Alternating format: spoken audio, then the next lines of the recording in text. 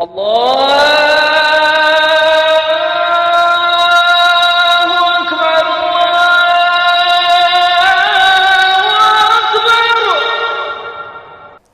عليكم ورحمة الله وبركاته.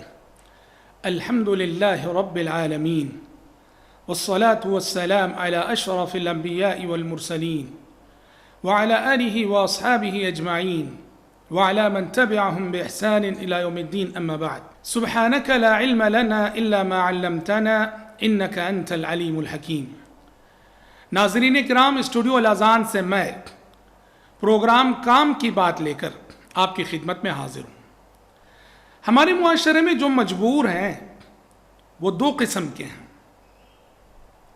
مجبوروں کا پہلا طبقہ وہ غریب، وہ نادار، وہ محتاج، وہ مسکین جو اپنی ضرورت کا اظہار کرتے ہیں، ہمارے سامنے اپنی تکلیفوں کو بیان کر دیتے ہیں، ہمارے سامنے ہاتھ پھیلا دیتے ہیں، ہم سے مانگتے ہیں، اور اللہ ان کی ضرورتیں اپنے بعض ہمدرد بندوں کے ذریعے سے پوری کر بھی دیتا ہے.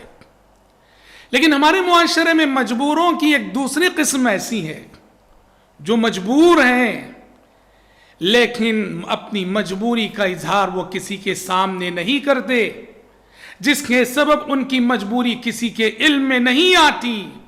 نتیجے میں وہ بے یار و مددگار ایسے ہی معاشرے میں پڑے رہتے ہیں. وہ مجبور ہیں پر ساتھ ہی خوددار ہیں، عزت نفس کا خیال ہے.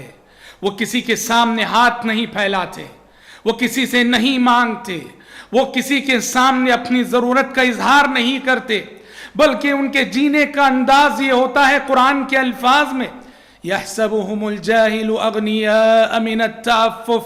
پاک دامنی کی وجہ سے نادان ان کے جینے کے انداز کو دیکھ کر یہ سمجھتا ہے کہ شاید یہ مالدار انسان ہے. نہیں، ان کی عزت نفس ہے، ان کی غیرت ہے جو انہیں اس انداز میں جینے پہ مجبور کر رہی ہے. وہ یوں جی رہے ہمارے درمیان کہ جیسے وہ مالدار ہوں، ان کی ساری ضرورتیں پوری ہو رہی ہیں.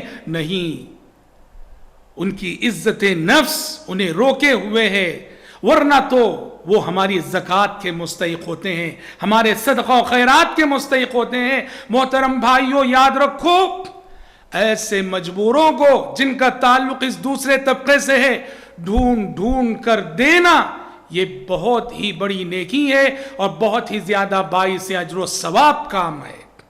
غریب تو آپ کے گھر پہ آ جاتا ہے، لیکن یہ جو دوسری قسم کا مجبور ہے اس کے گھر پہ آپ کو جانا پڑے گا. غریب آ کر آپ سے پوچھ لیتا ہے، پر یہ دوسری قسم کا جو مجبور ہے وہ ہم سے پوچھتا نہیں، بلکہ ہمیں خود آگے بڑھ کر اس سے پوچھنا پڑے گا.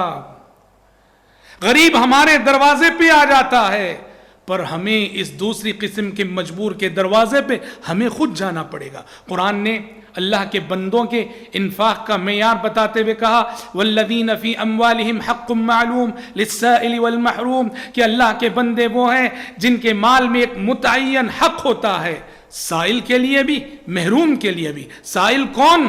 جو آپ کے دروازے پہ آ کے آپ سے مانگ لیتا ہے. اور محروم کون؟ جس کے دروازے پہ آپ کو جانا پڑتا ہے دینے کے لیے.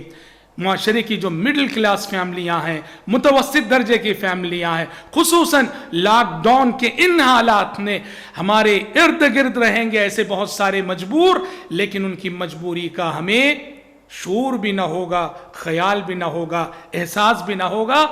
اللہ کے لیے ایسے مجبوروں کو ڈھونڈیے، تلاش کیجئے، نیت صادقہ لے کر ڈھونڈیں گے ایسے مجبوروں تک اللہ آپ کو پہنچائے گا.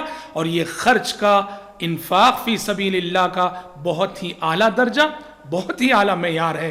دعا ہے رب العالمین سے اللہ تبارک و تعالی مجھ کہنے والے کو اور آپ سبھی سننے والوں کو معاشرے کے ایسے ضرورت مندوں اور ایسے محتاجوں اور مجبوروں تک پہنچنے کی توفیق عطا فرمائے. آمین. والسلام علیکم ورحمۃ اللہ وبرکاتہ.